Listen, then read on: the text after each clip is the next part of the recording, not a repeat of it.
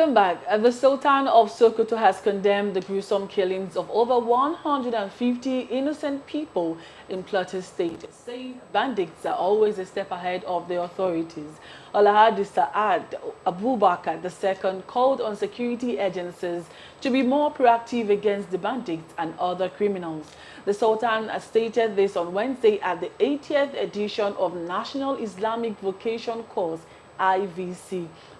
He queried the security agencies while condemning the activities of the bandits and the criminals. Now, the Sultan further questioned the job of the government, who are supposed to protect the lives of the citizens and their properties. He recalled the Tudunbiri incident also and asked President Bola Ahmed Tinubu to swiftly take actions because the bandits are always a step ahead. We have with us virtually Mr. John Akerele. Good morning, Mr. John. Now we've been talking about the killings in Plateau State and the saying that the bandits are always ahead of the security agencies. Is that so? Well, good morning. Good morning to all of our viewers and compliment of the season to all of our viewers all over the globe. Let me start on this point and let me say to you that it is only in a place where the government have shown incompetence in a large extent. That is where the miscreant can be a step ahead of the government. In a Senate land, you can never be a step ahead of the government. Rather, the government are always ahead of you. Now, they will say to you that the government, owns the land, owns the territory, owns the zone. So how come that non-state actors, are a step ahead? In terms of manpower, they don't have enough with the Nigerians government. They don't have enough manpower, enough personnel. In terms of technological advancement, they don't have that. In terms of resources, they don't have it as well. So it means that the government of the day have not just done the needful. What are the needful? Recruitment of more army personnel, security personnel all across board. It is not safe, it is not sane, it is not wise that you have over 200 million people and you have over less than 500,000 servicemen, to safeguard all of these zones. It's not rocket science. That is on one hand. Even out of the 500,000 that you have, do you know how many of those 100,000 goes to your VIPs and your political elites? Just check instance. For instance, you see a councillor going around with about 2-3 policemen. You see a commissioner with about 4-5 policemen. Commissioner's wife, policemen. Commissioner's girlfriend, policemen. Commissioner's children, policemen. So the VIPs and the political elites have even taken a large chunk of this security personnel, and we have less to even govern our streets. And so this administration should understand that they need to empower more people, they need to employ more people, training and retraining, and then we'll invest more money in terms of technological advancement as to the present day warfare, combat tactics and technologies. So for me, the emir is also saying the same thing, but also he should also understand that there's the role of traditional rulers in terms of safeguarding the community, in terms of sharing of intelligence to the security personnel, and also as security as a emir or a religious leader, he should also understand that this is the time for them to keep talking to their people, because this army are doing these things. This is the same thing as unknown gunmen in the southeast, where some people just come. The person you are shooting down is your Igbo brother in the southeast. The person you are slaughtering in the northwest is also, a northerner like you. So are you reducing your population by yourself? Is that the agenda?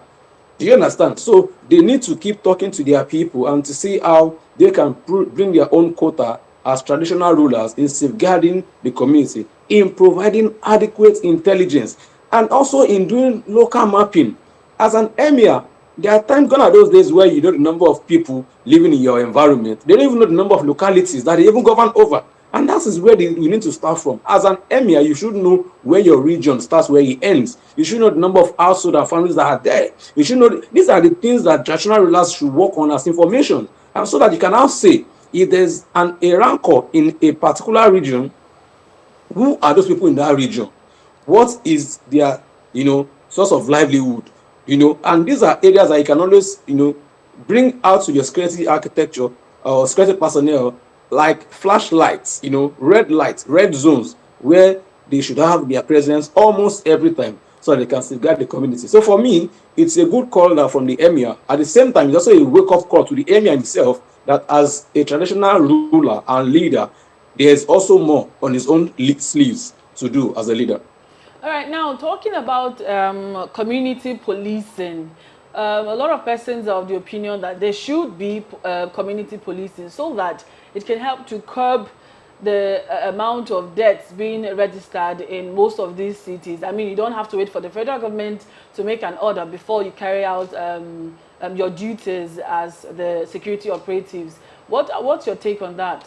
Is it that the government, My now we know that the governors hopefully should try to pursue this to know that, to make sure that there should be community policing. Talking of the late my dear, Akeredolu who there made always sure do that, community yeah. policing. But at this point, this Tinubu administration should understand that security comes from top to bottom, and that even at the federal level, at the state level, at the local government level, and at the world level, if you can do that in Lagos, there's something called neighborhood watch in Lagos. They don't carry guns. They only carry baton and they ride bicycle. Now, these people move in between streets with their bicycles. They move in between where bikes cannot go through. They move on places where roads are not too good, and then they understand the locality and the terrains. Now, these people can help you in information gathering of intelligence, and they can help the police officers in saying, oh, we are in this region, oh, but looking at this area, it's like this place is not too safe for now. We are seeing some movement, and so these people can always come in time and in check. Now, if Lagos has been a template, that shows that should be, now that APC is at the federal, from the days of Buhari to the days of Tinubu, and that template should replicate all across the length and breadth of the country. So we should have the federal police, which is our MPF. We should have our state police. We should have our local government police. We should have our world level police, so that everybody can man their own region, and then they can have a combined control center where they can gather or share intelligence, and then you can see that effective policing can guarantee lives and property in terms of security. And so that is just for me the way to go. So Bola Ahmed Tinubu has known now that there are so much on his own sleeves, in terms of sitting everybody together. Maybe during governors forum, they can have this conversation as to security architecture of different states. My dear, some states have more landmass than the other states. And so what is working in your own state might not work in other states. Some states share boundary, like about 6 northern states, they have a common boundary. Can you develop a different security architecture, for that region, design a different structure for them that can, answer their peculiarities in terms of security challenges? Because the same surrounded by water. Kaduna is not surrounded by water. Do you understand? And so because they have this porous border that they share with other states, and some even share with other part of the neighboring countries. And so that makes their own situation a bit complicated or complex. And so we should give them also a complicated approach to it, so that we can have a holistic architecture that can secure the lives and property of Nigerians anywhere on the soil of Nigeria.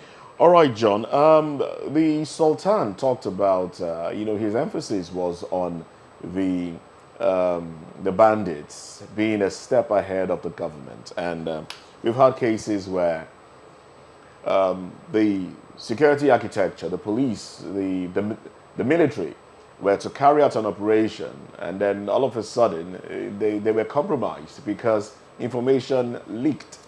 Now, and we've also heard that we've heard saying that some of the sponsors of these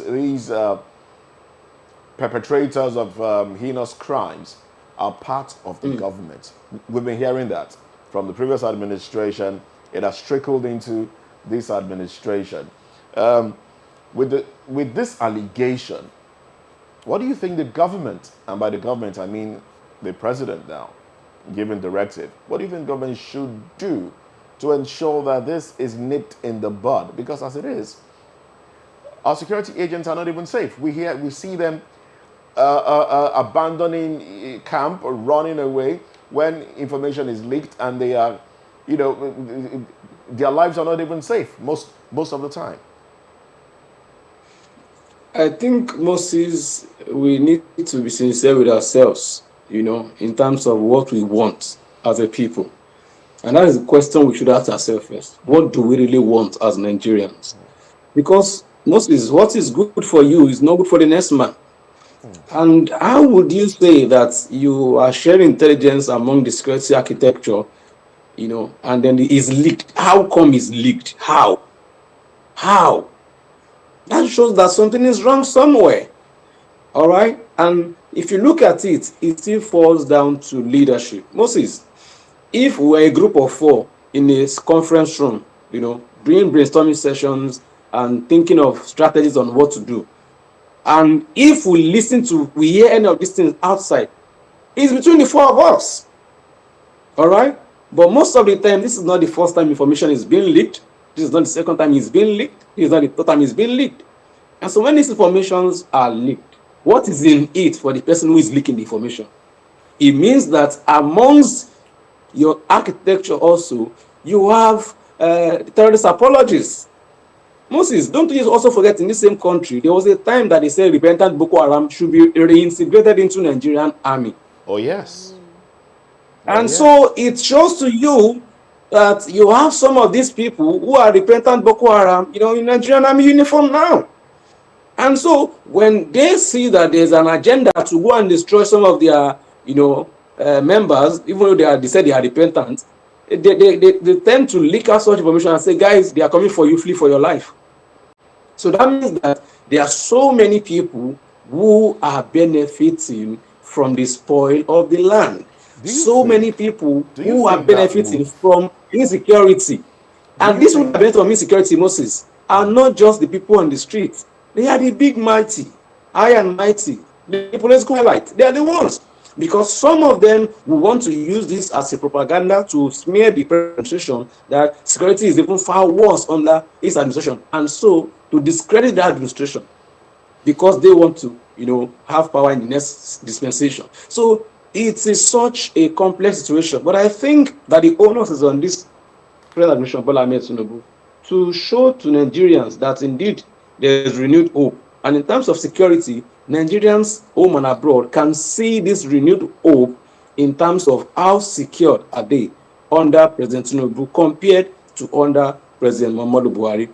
And in terms of killings in Plateau, in other part of the country, they should also look at it. We have NSA Nuribadu, who is also a very fantastic young man in terms of security. And I think all of their back-end meetings, and all of their brainstorming sessions should be evident enough to Nigerians. And Nigerians can say to you that they have a sigh of, relief in terms of being secure in their farms, in their schools, when they are traveling and all of that. And so for me, it is still a wake-up time to this administration that there's still many more work to be done in terms of training. There's still many more work to be done in terms of recruitment of manpower. There's still more to be done in terms of purchase of warfare armories, ammunitions and all that they need, even technological advancement and gadgets that they need for their operations. There's more to be spent in terms of all of that. And Moses, particularly in terms of the welfareism of these military men who are out there in the jungle, it is a sad story that an average salary of a soldier is about 50,000 naira, Moses. And then you ask yourself, how much does a councillor take home?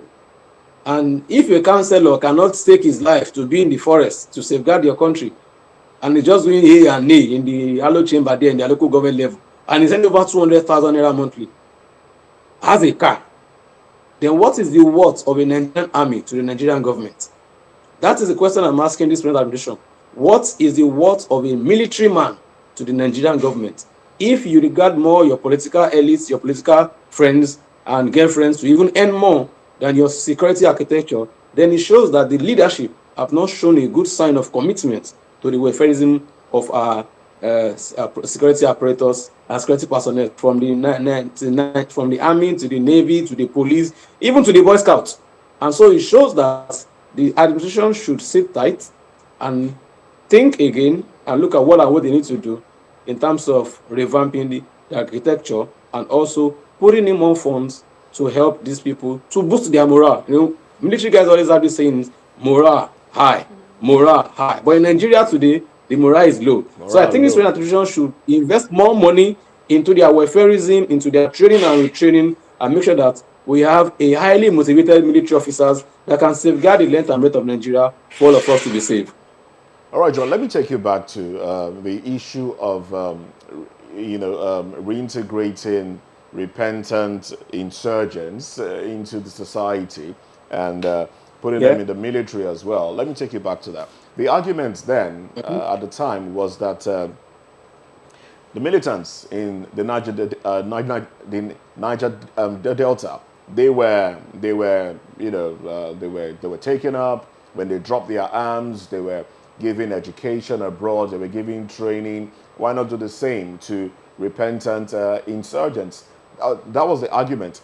What is the difference between the Niger Delta militants and Boko Haram or bandits, as they've been renamed? Bosses, I get your question very well. Unfortunately, I'm from Ondo State. I'm from the Ijaw version of Ondo State. All right, and in my own village also, we have our own oil well there.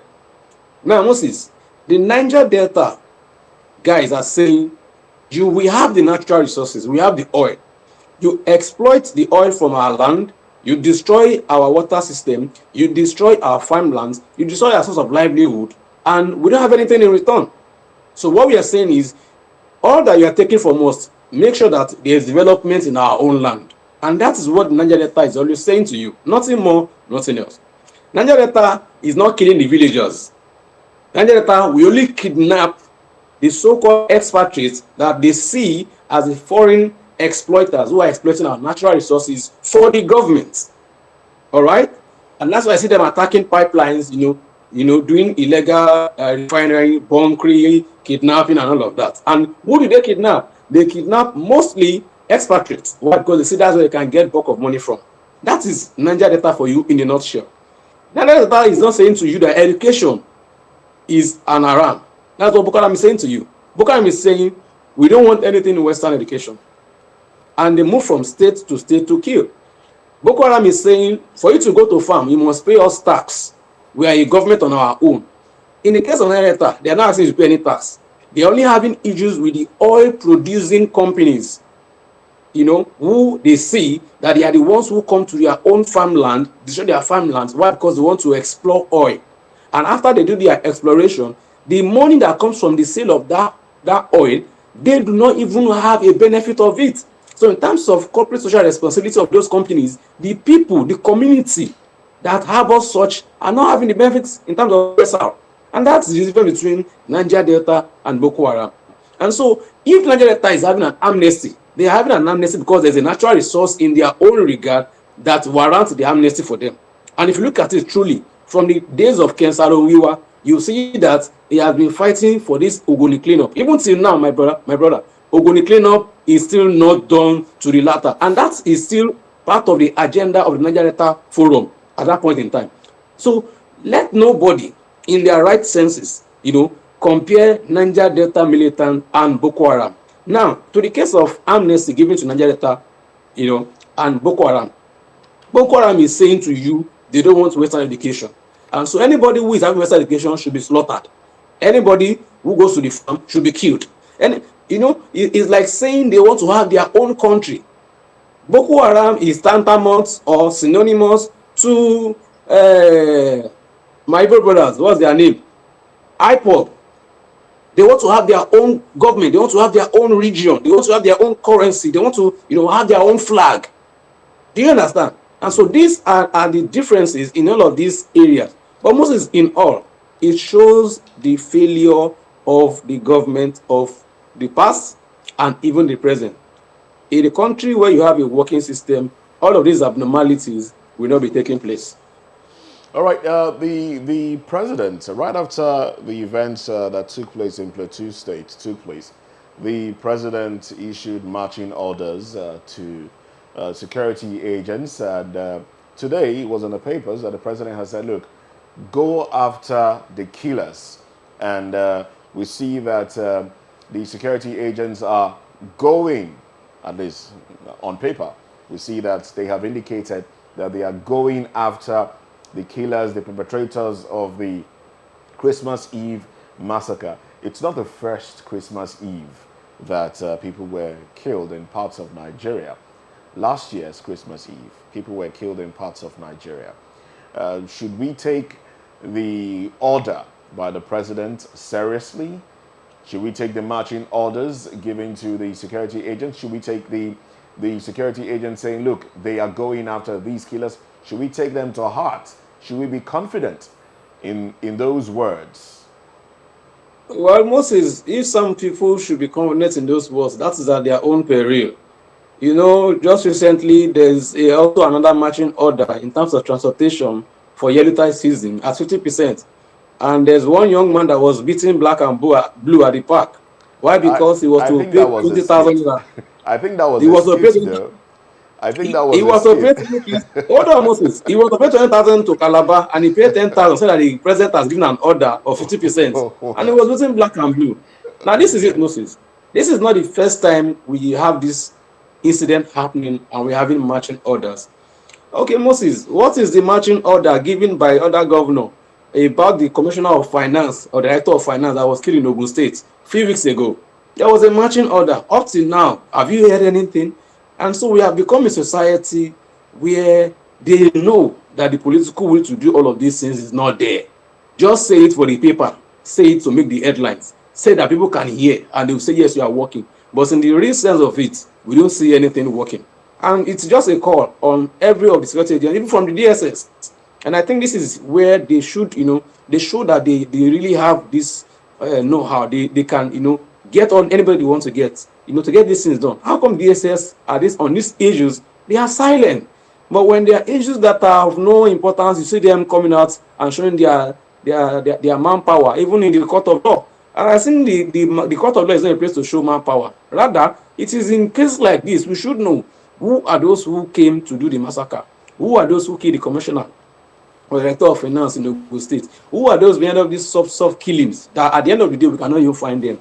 And we have DSS. So I think this is where DSS should show their show of force. And we can say indeed we have a secret service just like the FBI of the America. All right. So just like Moses said, the consistency in massacre and killings in different cities in the country. Now, what happened to our intelligence mechanism? Why can't we make sure that this does not happen? Why can't the government make sure that this does not repeat itself every year? We keep telling the same stories. They keep having number of persons, Nigerians that are dying in different cities, human lives being lost. What do you think the government should actually do to curb this massacre in different cities that happens every year in the country? I think the first thing is to, understand that for every country who enjoy freedom in terms of safety, economically they are viable and balanced. So until we get to that point where people are stable economically all across the length and breadth of the country, irrespective of their region, if you are in Yenugua, you have a source of livelihood, you have a business going well for you, and you are good. If you are in Abuja, you are a teacher, you are good. If you are in Kafanchan, you are a mechanic, you are good. And so until we have that stable economy where people do not see that is until you get some certain region where you can, enjoy your money. Until you join politics, that's where you can become millionaires overnight. So these are some of the areas that we need to look at. But economically, we should have an economically viable country that people can say, yes, is our own. And it's until we get to that point where we have stability in our economy, can we now say that there will be a huge decline in the rate of crime? Because an idle hand is a devil's workshop. Now, in a case where when people go into crime and they know that the system is porous, they know that, don't worry, you steal the money.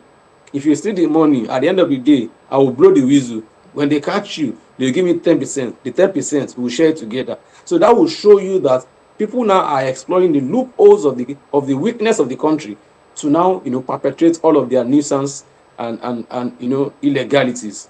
But as a government, is to look at how you can empower more people in terms of job creation, how you can make sure that your import is reduced and your export is increased, how you can make sure that you generate money, many more foreign reserves, how you can make sure the country is pretty safe for you to even invite attract foreign direct investments that can boost production. How many companies do we have in country today that are factories are manufacturing? Most of them are leaving the countries. And even most of our factory centers, if you go to the likes of Oregun area of Lagos State, that used to be industrial zone, they are far changing from industrial zones to church zone, where you have one ministry on the left, right, on the left side, you have another ministry on the right, and you look up the another church, and you're asking yourself, are we now so demonic as a people that factories are leaving but churches are increasing? Rather, I think churches should be reducing and factories should be increasing, so that more people will have more work to do. They have work to do rather than going to place of churches and mosques to pray in the morning, where their colleagues all over the world are in the factories, are in the companies working, and then living for themselves. Enough of praying, but now we should start taking action. All right, enough of praying. Action should be taken indeed. But we hear that the World Bank, the news broke today. Well, it's not new news. Allow me to use that phrase. That poverty and insecurity will worsen in Nigeria. But the World Bank did say, after doing a fact check, after doing an analysis, said that insecurity and economic hardship will worsen in certain parts of Nigeria. And the names, the states mentioned, Borno, Kaduna, Katsina, Sokoto, Yobe, Zamfara, and some parts of Adamawa State. This borders on insecurity as well. With this information in the hands of the government, what do you think government should do to ensure that this prediction does not come to pass? I think World Bank has been a very good agency over time, and if you could recollect, when President Bola Ahmed Tinubu, lifted subsidy, World Bank is one of the world agencies that praised him on that regard and say that that is the right direction for us to go. But that same World Bank now cannot even help us talk to that same presidency as to our dividends of removal of subsidy. Rather, the money that we are able to save from removal of subsidy has not alleviated the suffering of Nigerians from one bit to the other. Rather, it has made the situation worse for me. And so, Moses, if you look at the number of these states that you're talking about, there are 6 different states. Now, this is where I need my northern brothers to look at these issues holistically and with all sincerity of purpose. The states mentioned are the states that have given Nigeria, that acronym of multi-dimensional poverty. And now, if World Bank is saying to you that it's going to be, get tougher and be more worse than it used to be, and these states, check it out, they are northern states. And so, this is a call on the northern governors that at this point, this is where you need to have a regional security bloc. This is where you need to have, quarterly regional security meetings. This is where you need to understand, you need to have, migration policy from one state to the other. This is where census should have been done. How many people reside in a particular state? The government does not even know. Where and where do they reside? It doesn't know. What kind of work do they do? It does not know. So in terms of database, that is another area where we have a big problem. So for me, I think the first thing is, before you can share the food to a number of people in the house, first know the number of people you want to serve the food. And look at the number of food you have available. With the number of people that you have in the house and the food, you cannot know how to share the food. But in Nigeria as a country, we don't even know our population as a people. And yes, we keep making budget year in and year out. Who does that, Moses? Nobody does that.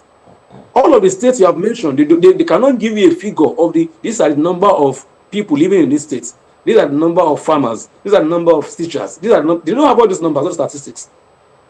And so we need to get to that point where our political leaders need to understand that they need to have collaborations and partnerships in terms of security. They need to have collaborations and partnerships in terms of sharing of intelligence, and how they can do their trans-border or regional mapping in terms of securing those regions, and how they can also look at their own, natural resources and wealth. How can they harness it? and how can they use that for the development of their own people, so that that region will no longer be classified as a multidimensionally poor zone, but rather a multidimensionally culturally rich region that can even generate more money for the country as a whole, more than that of the Niger Delta region. All right, then. Thank you very much, John Akirili. Let's just get your concluding thoughts in a few minutes or a minute, so we can All wrap this right. up. So my concluding thought is just to the Nigerian government that we should understand that it's a country and issues will always come, but the might of a leader is in his ability to handle issues as they come and also give assurance to the people, the populace is governing over. But in all, God bless Nigeria. God bless Nigeria, indeed.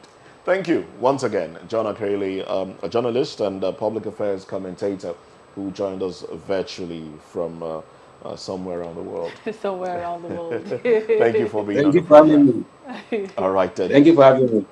We'll go on a break now. When we come back, we'll be having business news. Stay with us. Entertainment and sports.